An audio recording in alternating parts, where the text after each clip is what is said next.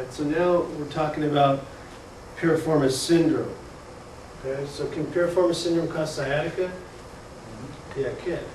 If someone has sciatica, does that mean they always have piriformis syndrome? No. Okay. So specifically, piriformis syndrome is a type of a nerve entrapment where you have the piriformis muscle that's in close proximation to the sciatic nerve, where it's that, so to speak, muscle tunnel that it goes through is pinching the nerve. So a lot of times you're going to get pain into the buttocks. If it's going down the leg, then that's a sign that it's irritating that sciatic nerve.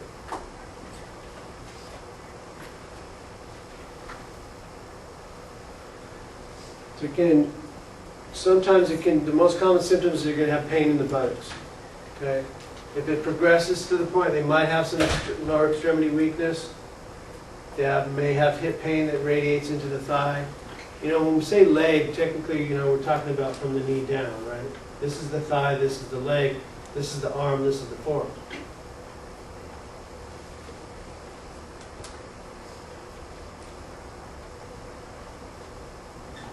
All right, so piriformis syndrome, is it affecting the nerve root? Are you going to expect dermatomal distribution from a nerve root, or are you going to expect peripheral nerve root distribution? Peripheral nerve. So you can have probably tenderness over that area, range of motion maybe affected, and then the peripheral nerve root is what you're going to find on the nerves, and then there's the piriformis special test, which we showed that one. All right, so now we're getting into the other nerve entrapments. There's femoral nerve, and that can get affected in this area here. This one's showing actually if you have a pelvic fracture, you can affect the femoral nerve. Okay. What else could get injured in that area if you had a fracture besides the femoral nerve? Lower artery.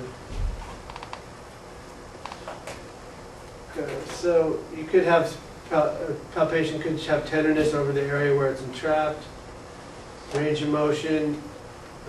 So what did you say is going to aggravate that femoral nerve? What motion of the hip?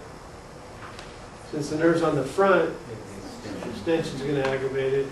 And then sciatic nerve on the back, that may tend to aggravate that nerve more than the other one.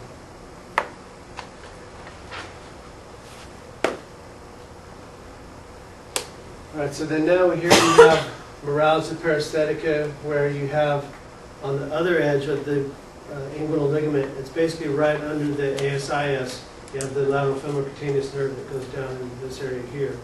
So you can get irritation at that area, and you're going to have symptoms of tingling on the lateral thigh. I've had a few patients with this type of problem. I've never really seen femoral nerve issues, but you know, they just have a lot of times chronic pain in this area, numbness, tingling, things like that.